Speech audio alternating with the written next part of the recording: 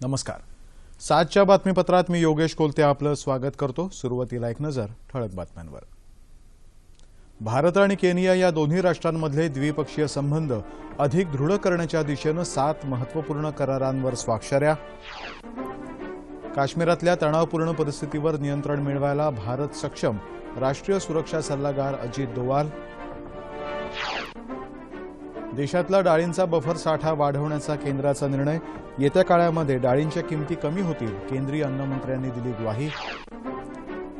Piece टीव्हीमुळे देशाच्या शांततेवरच परिणाम होत आहे, व्यंकय्या नायडू यांचं प्रतिपादन. राज्यातल्या बहुतांश कृषी उत्पन्न बाजार समित्यांचा बेमुदत संप सुरू, व्यवहार ठप्प. बँकांच्या विलिनीकरणाच्या निर्णयाच्या विरोधात सार्वजनिक क्षेत्रातल्या बँकांचा उद्यापासून 2 दिवसांचा संप होण्याची शक्यता. आणि राज्यातल्या अनेक जिल्ह्यात आजही पावसाचा जोर कायम. आणि आता सविस्तर वृत्त. भारत आणि केनिया या दोन्ही राष्ट्रांमधले द्विपक्षीय संबंध अधिक दृढ करण्याच्या दिशेने उभय देशांमध्ये आज विविध क्षेत्रातले 7 महत्त्वपूर्ण करार झाले. पंतप्रधान नरेंद्र मोदी यांनी आपल्या 4 आफ्रिकी राष्ट्रांच्या दौऱ्याच्या अंतिम टप्प्यामध्ये आज केनियाची राजधानी नैरोबी इथं केनियाचे राष्ट्राध्यक्ष युहुरू केन्यात्ता यांच्याशी बोलणी केली. संरक्षण क्षेत्रासह दुहेरी कर आकारणी टाळण्यासाठीच्या करारांवरती यावेळी स्वाक्षऱ्या करण्यात आल्या. सायबर सुरक्षा, अंमली पदार्थांच्या तस्करीवर आणि मानवी तस्करीवर नियंत्रण, सागरी सुरक्षा, गृहनिर्माण, परिमाणं, राजनैतिक पारपत्रधारकांना व्हिसामध्ये सूट आणि मानकांच्या क्षेत्रामध्ये दोन्ही देशांमध्ये करार झाले. भारत आणि केनियाची बहुविध पैलू असलेली विकास प्रवर्तक भागीदारी हाच द्विपक्षीय संबंधांचा पाया आहे, असं मोदी यावेळी म्हणाले. दहशतवाद आणि कट्टरतावाद ही दोन्ही देशांपुढीलच नव्हे तर साऱ्या जगासमोरची आव्हानं आहेत, यावर दोन्ही देशांची सहमती झाल्याचं त्याने सांगितलं. केनियामध्ये लघु आणि मध्यम उद्योग उभारायला तसंच वस्त्रोद्योगाला चालना देण्यासाठी भारतानं सुमारे 45 दशलक्ष अमेरिकी डॉलर्सचं अर्थसहाय्य देऊ केलंय. केनिया इथं कर्करोगावरती किफायतशीर आणि योग्य उपचारांकरता रुग्णालय उभारण्यासाठी भारताकडून संपूर्ण निधी दिला जाईल, असं पंतप्रधानांनी सांगितलं. केनियाचे राष्ट्राध्यक्ष केन्यात्ता यांनी पंतप्रधानांचे आभार मानले. तसंच भारताबरोबरचं हे मैत्रीपर्व विकासाच्या दिशेनं अधिकाधिक बहरावं यासाठी प्रयत्न करण्याचं आश्वासनही दिलं. पंतप्रधानांनी केनियाचे पहिले राष्ट्राध्यक्ष जोमो केन्यात्ता यांच्या समाधीस्थळी जाऊन त्यांना श्रद्धांजली अर्पण केली. नैरोबी विद्यापीठातल्या महात्मा गांधी इमारतीच्या बाहेर उभारण्यात आलेल्या महात्मा गांधीजींच्या पुतळ्याला पंतप्रधानांनी पुष्पहार अर्पण केला. तसंच विद्यापीठाच्या परिसरामध्ये वृक्षारोपण केलं आणि केनियातल्या विद्यार्थ्यांशी पंतप्रधानांनी संवादही साधला. काश्मीरमधल्या तणावपूर्ण स्थितीवरती नियंत्रण मिळवायला भारत सक्षम असल्याचं स्पष्ट प्रतिपादन राष्ट्रीय सुरक्षा सल्लागार अजित डोवाल यांनी आज केलं. पंतप्रधान मोदी यांच्याबरोबर केनियाच्या दौऱ्यावर असलेले डोवाल आपला दौरा अर्धवट सोडून आज तातडीनं भारतात परतले. काश्मीर खोऱ्यामध्ये तणाव असला तरी जिथं प्रश्न आहेत तिथं उत्तरही असणारच आणि ती शोधायला भारत समर्थ आहे, असा आत्मविश्वास डोवाल यांनी वृत्तसंस्थांशी बोलताना व्यक्त केला. दरम्यान केंद्रीय राखीव पोलीस दलाचे आणखी 400 जवान काश्मीरमध्ये तैनात केल्याची माहिती अधिकृत सूत्रांनी दिली आहे. हिजबुल मुजाहिदीनचा म्होरक्या बुरहान वाणी शुक्रवारी मारला गेल्यानंतर काश्मीरमधली स्थिती अद्यापही तणावाखाली आहे. आज जमावानं सोपोरमधल्या पोलीस ठाण्याला आग लावली तर हवाई दलाच्या पुलवामामधल्या विमानतळावरही हल्ला चढवला. केंद्रीय गृहमंत्री राजनाथ सिंह यांनी आज काश्मीरच्या स्थितीबद्दल काँग्रेस अध्यक्षा सोनिया गांधी आणि जम्मू काश्मीरचे माजी मुख्यमंत्री ओमर अब्दुल्ला यांच्याशीही चर्चा केली. तसंच नवी दिल्लीत आजही गृहमंत्र्यांनी उच्चस्तरीय बैठक घेतली. अमरनाथ यात्रा सुरक्षा बंदोबस्तामध्ये आज पुन्हा सुरू करण्यात आली आहे. देशातला डाळींचा राखीव अर्थात बफर साठा सध्याच्या 8 लाख टनांवरून वाढवून 20 लाख टनांपर्यंत नेण्याचा निर्णय केंद्र सरकारनं घेतलाय. डाळींच्या किमतीवर नियंत्रण आणण्यासाठी आज नवी दिल्लीत उच्चाधिकारप्राप्त मंत्री गटाची बैठक झाली. त्यानंतर केंद्रीय अन्नमंत्री रामविलास पासवान यांनी याविषयी माहिती दिली.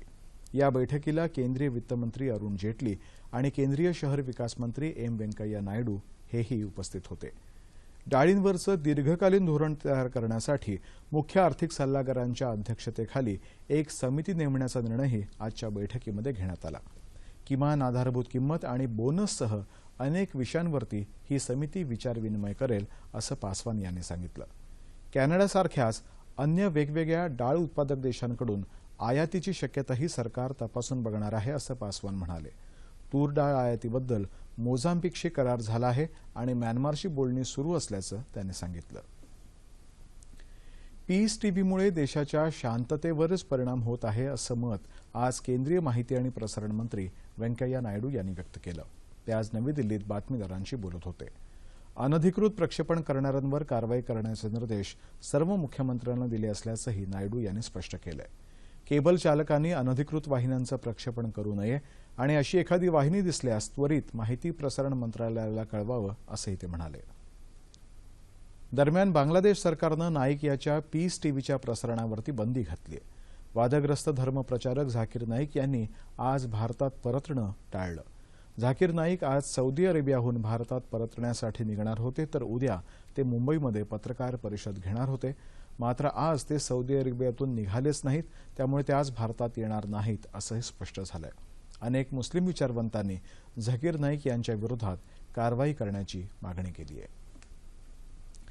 भारत आणि रशिया हे केवळ व्यापारी भागीदार नाहीत, तर दोन्ही देशांमधले संबंध त्याहून अधिक गहिरे आहेत असं मुख्यमंत्री देवेंद्र फडणवीस यांनी म्हटलंय. मुख्यमंत्री सध्या रशियाच्या दौऱ्यावर आहेत. मॉस्को इथं झालेल्या इंडो रशियन व्यापारी मंचाच्या कार्यक्रमात ते बोलत होते. महाराष्ट्रामध्ये गुंतवणुकीला भरपूर वाव असल्यानं त्या संधींचा अभ्यास करण्यासाठी रशियन कंपन्यांचं एक प्रतिनिधी मंडळ राज्यात पाठवायला मंजुरी दिल्याबद्दल मुख्यमंत्र्यांनी रशिया सरकारचे आभार मानले. या कार्यक्रमाला केंद्रीय वाणिज्य आणि उद्योग मंत्री निर्मला सीतारामन, राजस्थानच्या मुख्यमंत्री वसुंधरा राजे, आंध्र प्रदेशचे मुख्यमंत्री चंद्राबाबू नायडू, रशियाचे उद्योग मंत्री तसंच 150 कंपन्यांचे सुमारे 400 प्रतिनिधी उपस्थित होते. केंद्रीय सामाजिक न्याय आणि सक्षमीकरण राज्यमंत्री रामदास आठवले यांनी आज शिवसेनेचे पक्षप्रमुख उद्धव ठाकरे यांची सदिच्छा भेट घेतली. डॉक्टर बाबासाहेब आंबेडकरांच्या नंतर या समाजाचा खरा कार्यकर्ता मंत्रिपदी विराजमान झालाय असं उद्धव ठाकरे यांनी यावेळी म्हटलं. राज्यातील तळागाळातल्या जनतेला न्याय मिळवून द्या असं आवाहन ठाकरे यांनी यावेळी केलं. समाजामध्ये अशांतता कोण पेरत आहे याचा शोध घेऊन धर्माचा भेद बाजूला सारून समाजकंटकांवरती एक समान कारवाई करावी अशी अपेक्षा उद्धव ठाकरे यांनी प्रसारमाध्यमांशी बोलताना व्यक्त केली. अनुसूचित जाती आणि जमातीच्या आरक्षणाला धक्का न लावता इतरांनाही आरक्षण मिळालं पाहिजे असं केंद्रीय सामाजिक न्याय राज्यमंत्री रामदास आठवले यांनी म्हटलंय. केंद्रीय मंत्रिमंडळामध्ये समावेश झाल्यानंतर आज मंत्रालय आणि विधिमंडळ वार्ताहर संघाच्या वतीनं मंत्रालयात आयोजित वार्तालाप कार्यक्रमात ते बोलत होते. मागासवर्गीयांच्या शिष्यवृत्तीमध्ये वाढ होणं गरजेचं आहे. भटक्या विमुक्त जमातीला 9 ते 10% आरक्षण देण्यासाठी आपण प्रयत्न करणार असल्याचं त्यांनी सांगितलं. तसंच अॅट्रॉसिटी ऍक्टमध्ये देखील आवश्यक ते थोडे बदल करण्याची गरज आठवले यांनी यावेळी व्यक्त केली. फळं आणि भाजीपाला विक्रीसाठी बाजार समित्यांचे निर्बंध राज्य सरकारनं काढून घेतल्याच्या निषेधार्थ राज्यातल्या बहुतांश कृषी उत्पन्न बाजार समित्यांनी आजपासून बेमुदत बंद पुकारलाय.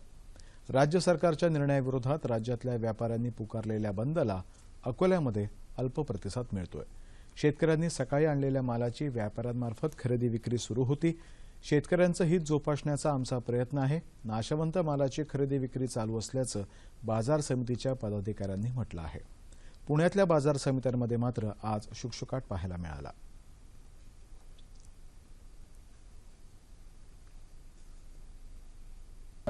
शेतकऱ्याची कुठलीही मागणी नसताना केवळ ह्या शेतकरी पुढाऱ्यांच्या दबावाखाली आणि राजकारणापोटी सरकारनं असा निर्णय घेतला अशी आमची ठाम भावना झाल्यामुळं आम्ही अख्ख्या महाराष्ट्रातले आडतीचा व्यवसाय करणारे, माथाडी हमाल कामगार किंवा वाहतुकीचा व्यवसाय करणारे जे शेतमाल रोज वाहून आणतात असे लोक सामूहिक रजेवर गेलेलो आहोत. फळं आणि भाजीपाला नियंत्रणमुक्त केल्यानं बाजार समिती व्यापाऱ्यांच्या बंदचा फटका शेतकऱ्यांना काही प्रमाणात बसतोय. त्याचबरोबर आषाढी यात्रेच्या तोंडावरती बंद पुकारल्यामुळे वारकऱ्यांचीही मोठी गैरसोय होणार आहे. आषाढी यात्रेला दररोज 20 ते 25 ट्रक भाजीपाला आणि फळांची मागणी असते. त्यामुळे पंढरपुरातल्या बाजार समितीमधल्या व्यापाऱ्यांनी भाविकांचा विचार करत या बंदमधून पंढरपूर वगळावं असं आवाहन आमदार प्रशांत परिचारक यांनी केलं. त्यावर व्यापारी संघटनेच्या पदाधिकाऱ्यांनीही वरिष्ठ संघटनेशी बोलून सकारात्मक तोडगा काढण्याचं आश्वासन दिलंय. हिंगोली जिल्ह्यातही आज आडत व्यापाऱ्यांनी शासनाच्या नवीन परिपत्रक आणि धोरणाच्या विरोधात बंद पुकारला. बुलढाणा जिल्ह्यातल्या कृषी उत्पन्न बाजार समित्यांमध्येही आज शुकशुकाट पाहायला मिळाला. The grain merchants and commission agents असोसिएशनसह विविध व्यापारी संघटना या बंदमध्ये सहभागी झाल्या. जिल्ह्यातल्या कृषी बाजार समितीमध्ये खरेदी आणि विक्रीचा व्यवहार झालेला नाही, अशी माहिती व्यापार संघटनेचे उपाध्यक्ष गौतम बेगानी यांनी दिली. नाशिक जिल्ह्यातल्या बाजार समितीमध्ये शेतकऱ्यांनी विक्रीसाठी माल आणला होता, मात्र स्थानिकांशिवाय इथं कोणतेही खरेदी विक्रीचे व्यवहार करण्यात आलेले नाहीत. राज्य राजपात्रित अधिकारी आणि कर्मचाऱ्यांनी आपल्या विविध मागण्यांकडे शासनाचं लक्ष वेधण्यासाठी मुंबईसह राज्याच्या सर्व 36 जिल्हा मुख्यालयामध्ये शिस्तबद्धरित्या बैठका घेऊन आज लक्षवेध दिन पाळला. वारंवार शासन प्रशासन प्रमुखांशी सकारात्मक चर्चा होऊनही त्याबाबत निर्णय होत नसल्यानं अधिकारी आणि कर्मचाऱ्यांमध्ये तीव्र नाराजी असल्याचं यावेळी सांगण्यात आलं. 7वा वेतन आयोग योग्य सुधारणांसह राज्यामध्ये विनाविलंब लागू करावा. वेतन आयोग लागू करण्यापूर्वी समानता निश्चित करून विद्यमान वेतन त्रुटी दूर कराव्यात, अशा विविध मागण्या यावेळी करण्यात आल्या. यावेळी राज्य राजपात्रित अधिकारी महासंघानं आपल्या मागण्यांबाबत जिल्हाधिकारी आणि विभागीय आयुक्त यांच्यामार्फत मुख्यमंत्र्यांना निवेदन पाठवून त्यावर निर्णयासाठी महासंघासोबत विनाविलंब बैठक घेण्याची मागणीही केली. सार्वजनिक क्षेत्रातल्या बँकांनी उद्यापासून 2 दिवसांचा संप पुकारलाय. भारतीय स्टेट बँकेच्या सहयोगी बँकांच्या विलिनीकरणाला विरोध दर्शवण्यासाठी बँक कर्मचारी संपावर जाणार आहेत. आयडीबीआय बँकेच्या खासगीकरणालाही त्यांचा विरोध आहे.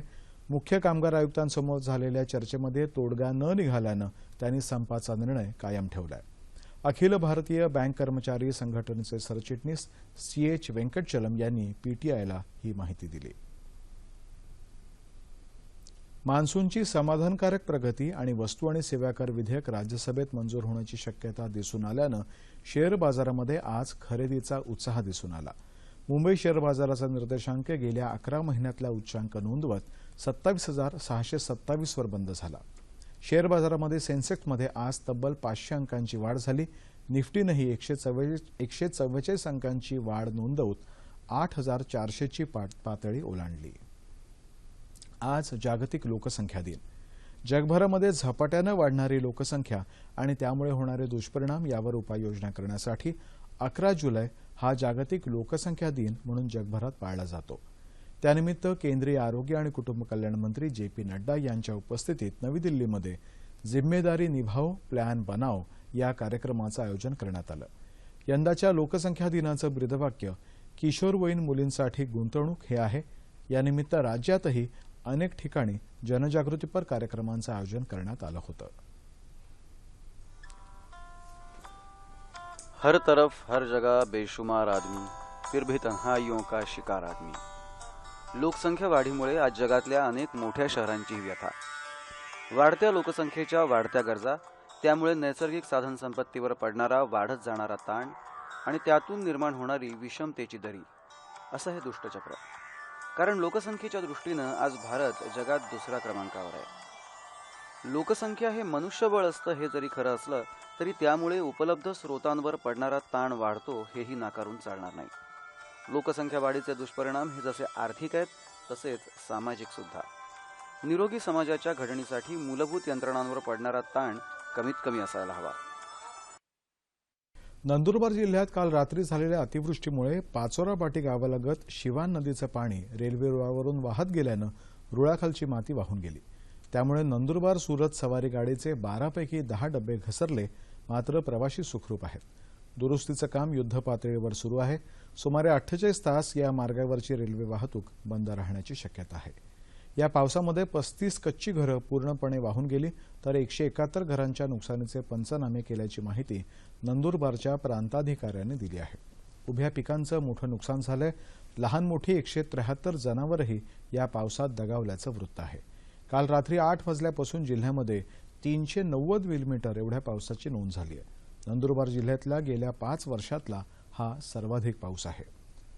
राज्याच्या बहुतांश भागामध्ये जोरदार पर्जन्यवृष्टी सुरूच आहे.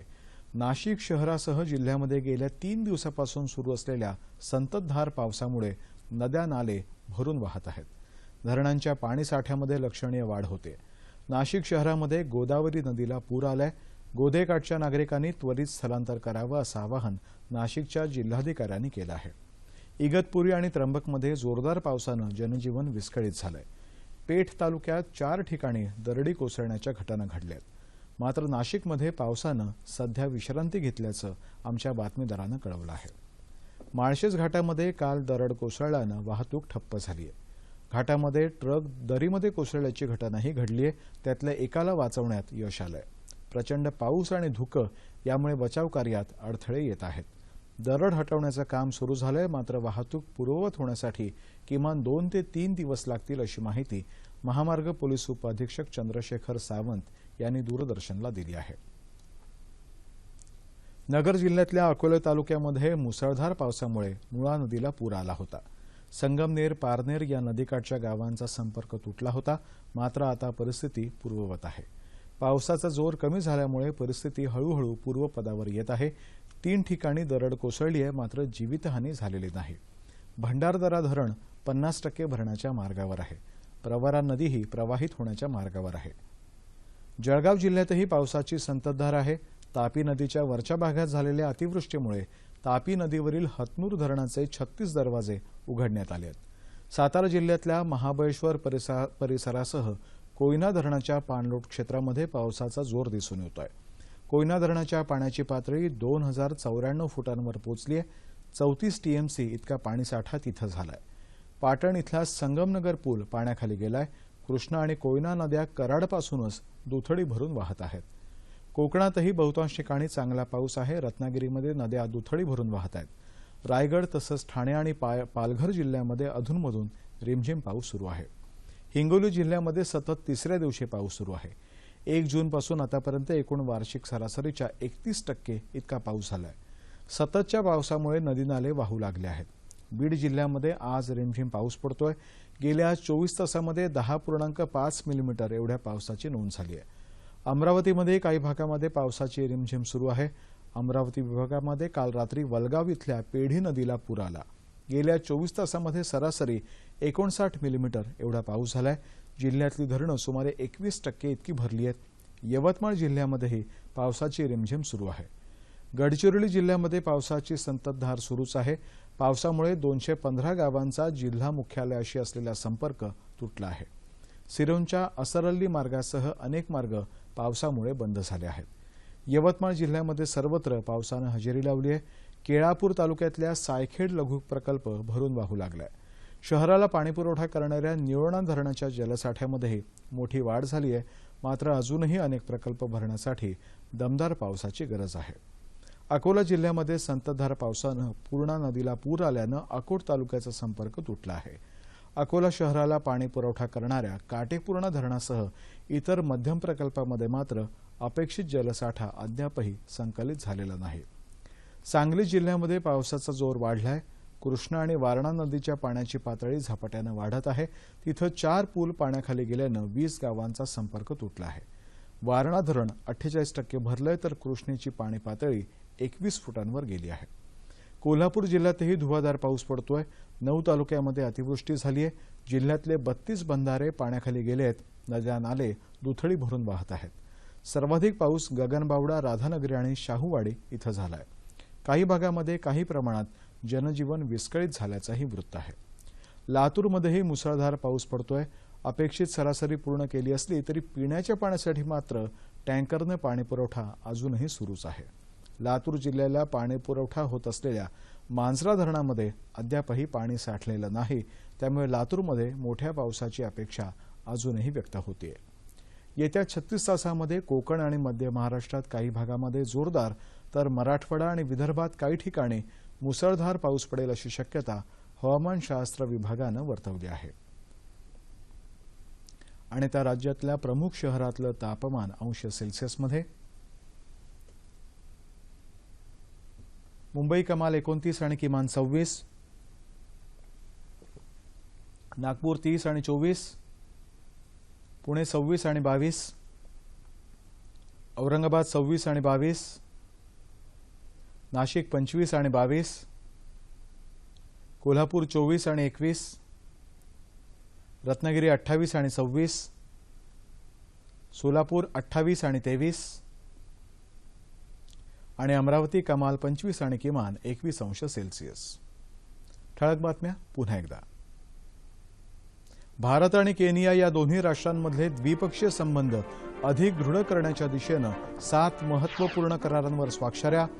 काश्मीरमधल्या तणावपूर्ण स्थितीवर नियंत्रण मिळवायला भारत सक्षम. राष्ट्रीय सुरक्षा सल्लागार अजित डोवाल. देशातला डाळींचा बफर साठा वाढवण्याचा केंद्राचा निर्णय. येत्या काळामध्ये डाळींच्या किमती कमी होतील. केंद्रीय अन्नमंत्र्यांनी दिली ग्वाही.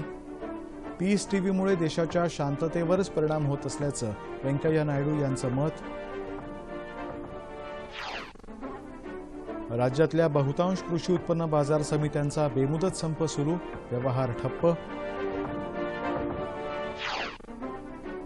बँकांच्या विलिनीकरणाच्या निर्णयाविरोधात सार्वजनिक क्षेत्रातल्या बँका उद्यापासून 2 दिवसांचा संप करणार. आणि राज्यातल्या अनेक जिल्ह्यांमध्ये आजही पावसाचा जोर कायम. याबरोबरच हे बातमीपत्र संपलं. आज जागतिक लोकसंख्या दिन. झपाट्यानं वाढत असलेल्या लोकसंख्येचा ताण केवळ भारतालाच नाही तर संपूर्ण जगाला सहन करावा लागतोय.